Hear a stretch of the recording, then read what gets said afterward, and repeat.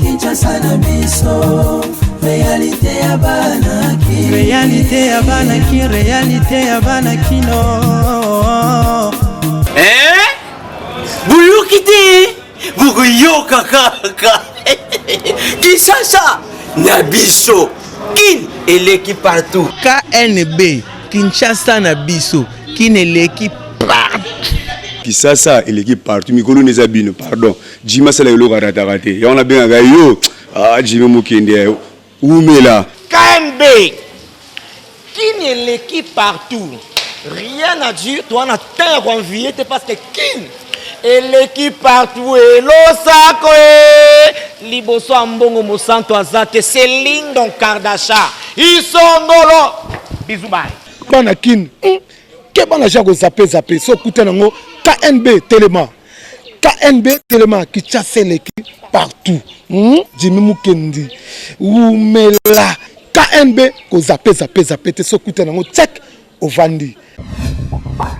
Abonnez-vous sur notre chaîne YouTube Kinshasa na biso. Bon début de week-end na bandi nyonso ya magazine na biso KNB oyo eza toujours wana pona informer bino pe pona kolakisa bino ba réalité ya Kinshasa.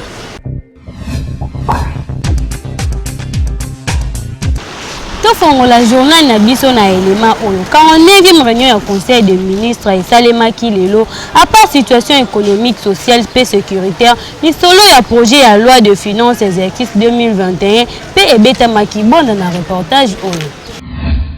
Ezalaki à partir ya bureau na ye ya cité de l'Union africaine que président de la République Félix Antoine Tshisekedi Tshilombo a dirigé 49e réunion ya conseil des ministres. À part communication habituelle, il y a numéro 1, il y a République démocratique du Congo. Point ébélé et zalaki inscrit dans l'ordre du jour ndeti. Approbation, il y a relevé, il y a décision, il y a conseil des ministres. Adoption, P examen, il y a dossier, P projet de texte. Nayango, bakisa lisusu, présentation, na vice-premier ministre, ministre ya intérieur, sécurité, P administration du territoire, na ministre ya défense nationale, P ancien combattant. Et zalaki pe question pour la ministre ya santé que ça là le point sur évolution ya crise ya pandémie ya Covid-19. Kasi exception et zalaki mingi présentation na vice-premier ministre pe ministre ya budget Bodo Mayo Mambeke ko talisa préfiguration topé squelette ya avant projet ya loi de finances ya exercice 2021 oyo ezali na importance makasi surtout pour la session budgétaire ya année oyo. Il faut qu'on note que gouverneur ya Banque centrale du Congo azalaki invité na conseil yango pour asala rapport sur évolution ya situation ya mikolo oyo sur un marché d'échange. Pour un rappel, chaque réunion ya conseil des ministres bazonge la kalisusu quelques relevés ya ba décision oyo bazwaki na réunion eleki. Et sengeli pe koyeba ke directeur de cabinet AI ya mokonzi ya mboka Eberon de Kolongele azalaki pembeni ya président de la République pour na ko participer yepe na rencontre ya chaque vendredi oyo mokonzi ya mboka azali dynamique nyonso azali kolandela pe chaque vendredi réunion oyo ratakate pour na ko évaluer situation sécuritaire économique pe sociale ya mboka. Kinshasa et l'équipe partout. Président de la République Félix Antoine Tshisekedi Tshilombo ayambaki ba investisseurs australiens na cabinet na ya musala bona na reportage oyo. Force Q métallique moko ya ba groupe minier pe ya énergie ya makasi na monde atalisi volonté na ye ya ko accompagner République démocratique du Congo na secteur énergétique.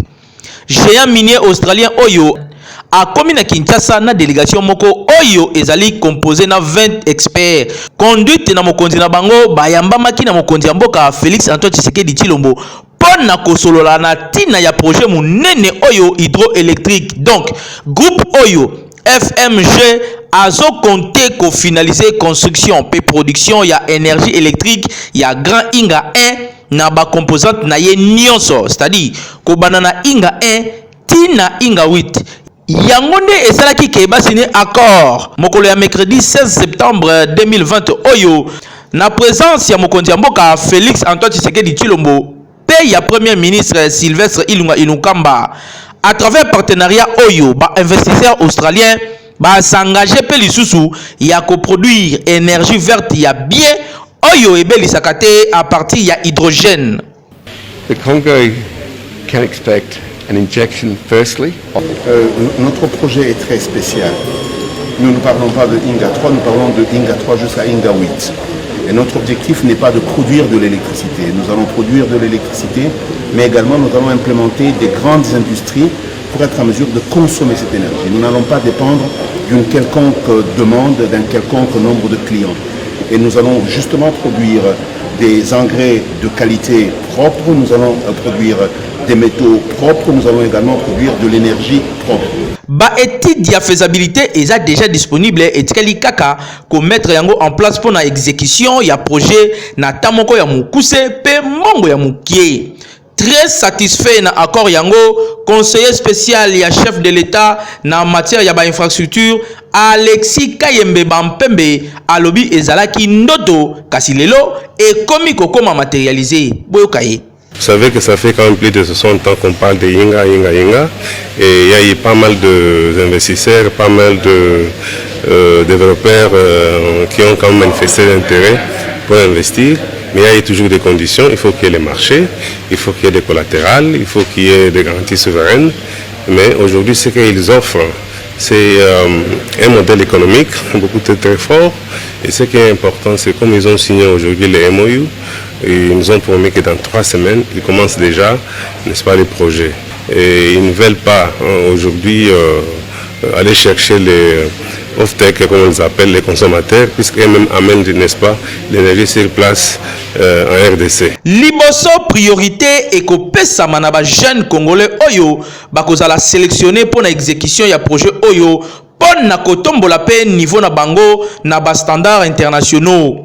Pour la force Q métallique et zali manière moko pour na bango ya ko répondre positivement na appel ya chef de l'état Félix Antoine Tshisekedi Tshilombo Oyo alansaki na ba investisseurs étrangers que République démocratique du Congo ezo garantir bango climat des affaires moko propice pe bénéfique. Kinshasa et l'équipe partout. Na Sud Kivu 70 groupes armés bandimi kotika bitumba pe ba massacre oyo basalaka. Reportage ya Nathan Siata. Environ 70 groupes armés bayaki na ensemble mobimba ya ba territoire ya province ya Sud Kivu ko s'engager pona kotika babitumba lisusu ko instruire pe ba membres respectifs na bango na même idéologie. Bazwaki engagement yango mercredi 16 septembre 2020 après que ça la réunion Oyo bazalaki nango ya 2 jours Oyo esalemaki na Muresa na territoire ya Kabare sous la conduite ya commission de sensibilisation désarmement et réintégration communauté Oyo babengaka CIAP-DDRC. Ensemble ya ba groupe armé ya province ya Sud Kivu bandimi kotika ba hostilité nyonso Oyo basalaka na pe ko benda baninga na bango misusu matoi sur idéologie Oyo. Ba sengi na ba force armée ya République démocratique du Congo bazwa ba disposition nyonso importante pona kozongisa climat moko ya confiance na nzela ya kotika ba opération pe ko sécuriser retour volontaire ya ba déplacer pona ko guider ba acteurs na ba parti signataire malamu pona kopesa cartographie ya ba zone d'insécurité nyonso esika bazalaki coopérer po armée régulière azwa possession na yango po eko permettre na ba kondi ya sécurité na ko responsabiliser ensemble ya ba acteurs wana nyonso sur respect ya cesser les faits pe ya ko permettre identification précise ya ba acteurs oyo bakoto salikambo oyo te.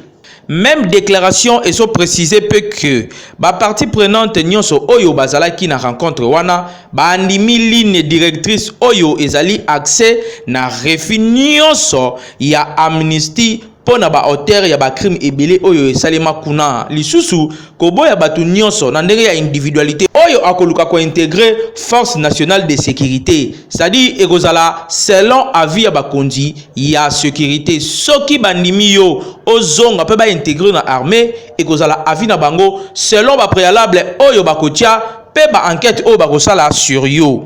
Et sengeli pe ko rappeler que ba autorité ebele ba participa ki na ba échange ya 2 jours yango ndeti ministre délégué na défense nationale, vice-président ya assemblée provinciale ya Sud Kivu, commandant ya 33e région militaire, commissaire provincial ya la police, pe bactère ya société civile ebele. Et sengeli ko yeba ke oyo nyonso ezali na cadre ya vision ya mokonzi ya mboka oyo azali koluka kimia po boyebi ete atindaki déjà délégation mobimba kuna pona ko négocier na ba chef ya ba milice nyonso pe ba chef ya ba groupe armé nyonso o bazali coopérer na est ya République démocratique du Congo po souci na ezali ke kimia ya solo ekota na République démocratique du Congo mobimba pe na ba province nyonso o ezali ko constituer yango surtout awa na est ya République démocratique du Congo.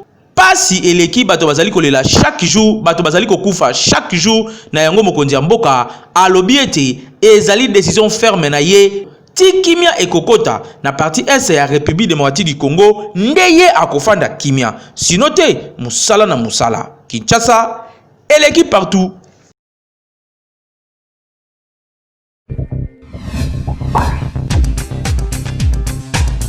Coaching na ngala eza programme ya sika oyo eza kosalisa bino pona masolo na bino ya business pe pona développement personnel na bino pona kolanda yango bo s'abonner gratuitement na chaîne YouTube Jimmy Mukendi le coach.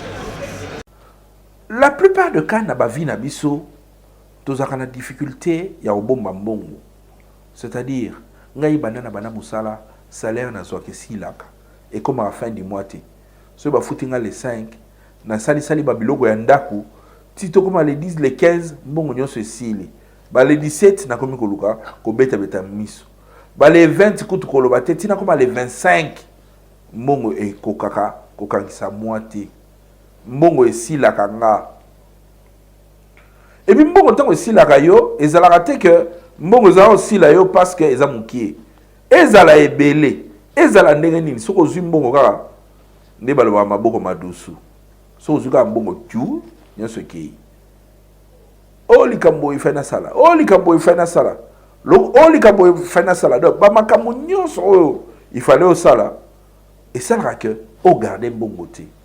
C'est un problème parce que en réalité la richesse ezali mbongo tozora par mois te ezali mbongo to arrivera à économiser sur tout mbongo. L'argent que tu arrives à économiser ne mbongo e constituaka mbongo ya ba projet ya ba investissement pe ya oyo ko salela o constituer richesse na yo. Mais tant yo zozo lia tozozo ozo salela ba priorité. Oh non, nyonso na sala ka ezaka makambo tango su tanton bana tanton de komo ka ke koluka mbongo asengi nga na pesi ainsi de suite. Non, il faut faire très attention. Yango na lelo na lisolo na biso ya boost. Il y a pourquoi tu continues la guerre psychologique pour économiser l'argent. Guerre psychologique pour économiser l'argent est anime. C'est-à-dire, ceux qui au salaire va dépenser pamba, et ça parce que psychologie na yo ils ont la mentalité ya mutu oyo alingi kokoma richité. Psychologie na yo ils ont la mentalité ya mutu oyo alingi ko sala ba grande chose te. Oh, bah, grande chose, nous sommes capables de sacrifice. Bah, grande chose, nous sommes même Jésus-Christ, tant qu'on a assez, et c'est là qui va bomber, ma qui l'a dit, tanga, bah, sur la croix.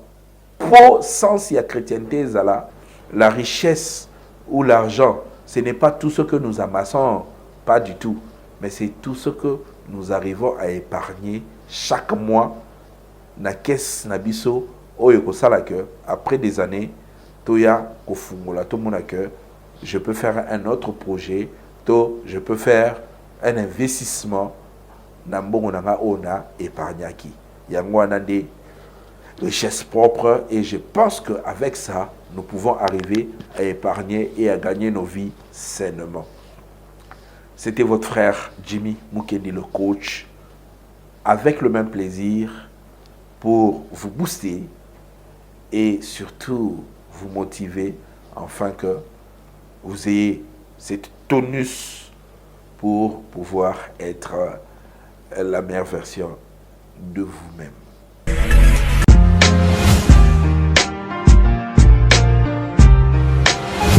Entreprises, institutions publiques et privées, ONG, partis politiques, commerçants, sachez que la communication constitue le socle de l'émergence de vos activités, produits, services et marques. La communication ne s'improvise pas, mais les méthodes et les stratégies de la communication s'apprennent. La Mouture ASBL organise la session de formation spécialisée en communication des organisations en 2 mois. Premier niveau, communication 360 degrés, les relations publiques et relations presse. Deuxième niveau, marketing marchand, marketing politique, conception publicitaire et gestion d'agence conseil en communication.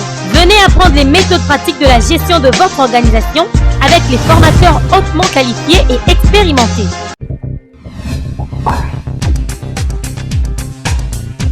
totunaki na bakinoa mpona koluka koyeba est-ce que eza normal mwasi akanga mobali na ye na kisi po aboya ye te. Reportage ya Miti Mafuta.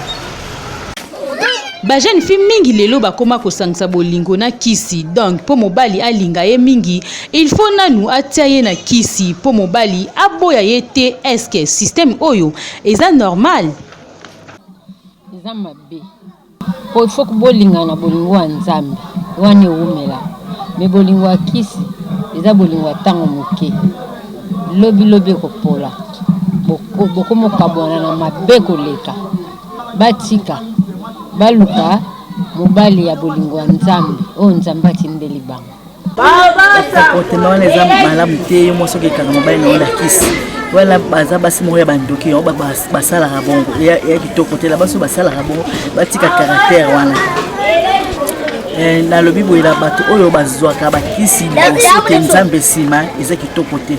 Il faut ko lingala bolingo oyo ya nzambe nde olingi mobali na yo na bolingo ya kisi eza kitoko te baso basala rabongo batika po kisi suka memelaka moto kala kufa po esila rapi eza mabe kokanga mobali na kisi eza mabe makasi bolingo eza likama mutema bolingo peza rapona batu mibale soki tolinga biso mibale soki simbi te totikani soki simbi nde tofandi conseiller na opesa o ba fio bakanga na kisi eza mabe makasi batika eza vraiment mabe. Bon en principe soko penda fétiche yango ezalaka eza mabe mais nga na yebi ke kokanga mobali na kisi eza mingi ezali ya yo mwasi par rapport ya kofanda na libota na mobile na yo na libota mobile na yo donc façon na yo ya kofanda nde kisi ya makasi yango mais soko penda ke na cadre ya fétichisme o kota fétiche wana ekomi bozabolo pena donc wana eza makambo moko ya koapprécier te ya kosepela nango te donc wana eza mabe po oza na bizaleli ya mabe mais olingi mobali akoma lokwa mowumbu no akoma lokwa zoba na yo aboya yo te wana mabe. Mpona basi oyo bakanga mibali na kisi ya solo ezali bizaleli efandelo ya mwasi kati na libala donc posa mobali oza kosala yango même pas à 100% même à 90% ozala bien ke mobali yo ozotelemela mobali makambo mobali azolinga te yo ozosala ozosala yango mobali azotomboka sikoyo yo po okamata mobali très bien oke koluka ba force ya mystique po mobali akoma zoba na yo nyonso osala wana nde eza makambo ya kokondane donc mpona nga na moningo bandeko basi boyeba koluka elongi ya nzambe po kisi pe epolaka mobali soki aza ya yo te ata ote na kisi un jour akoki koboya yo na place ke ota mobali na kisi buka mabolongo na yo senga nzambe apesa yo mobali ya vie na yo po o continuer vie na yo. Donc bandeko basi bo changer kote wana po système oyo eza kitoko te. Kisi epolaka keba un jour okoya kokota na fulu Kinshasa eleki partout. Bonjour.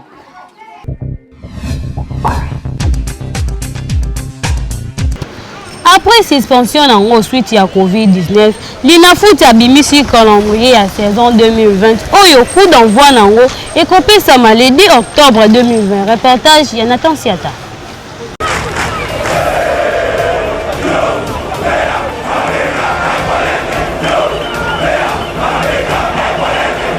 Comité de gestion et la Ligue nationale de football, l'INAFOOT, a dévoilé jeudi au 17 septembre 2020 calendrier, il y a 26e édition, il y a championnat national. D'après calendrier yango, démarrage du championnat pour la nouvelle édition Oyo ezali prévu vendredi le 2 octobre dans quelques villes ya pays. Parmi ba affiches Oyo ezali na menu ya coup d'envoi ezali bongo FC Renaissance du Congo Oyo akokutana na association sportive Maniema Union ya Kindu. Moko ya ba club Oyo pe azali qualifié na interclub ya CAF pona asilisaki 4e na édition eleki. Pona avec club ye akokutana na Academy Club Rangers, Mazembe akokutana na Blessing ya Kolwezi, PDSMP ye akobanda championnat na ye akokutana na Racing Club de Kinshasa RCK. Pona édition Oyo ba club bako bénéficier na primoko na makambo etali déplacement na bango. Ezali Oyo ebimaki na 47e conseil des ministres, gouvernement a décidé de prendre en charge ba déplacement ya ba club nyonso durant saison Oyo. Pour un rappel, édition 2019-2020 ezalaki arrêté cause ya pandémie ya Covid-19.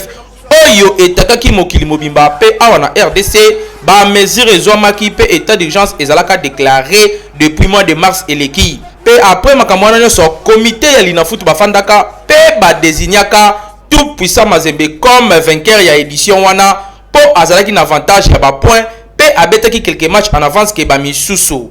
Donc calendrier Oyo et kozongisa lisusu elengi ya bale na RDC après plus de 5 mois ya pandémie, foot et zongi lisusu na stade de Martyrs pe na République démocratique du Congo mobimba. Kinshasa et l'équipe partout.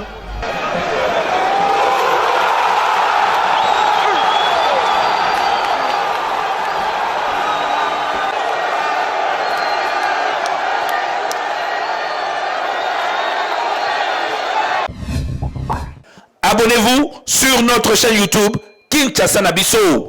Mozalaki ebele liboso ya télévision na bino pona kolanda magazine na biso kana soki bosepelaki na édition ya mokolo na lelo tika topesa merci l'équipe rédactionnelle na biso nyongo Niti Mafuta azalaki na sima ya caméra na temps sieta na réalisation et na coordination ya Jimmy Mokinzi kaka ndenge tomesana kolwa botikala toujours scotché branché na chaîne YouTube Kinshasa na biso. Kinshasa et l'équipe partout.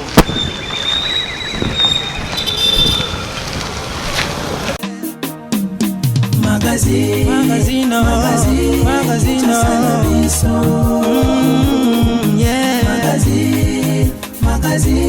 Kinshasa na biso. Réalité ya banaki, réalité ya banaki, réalité ya banaki no.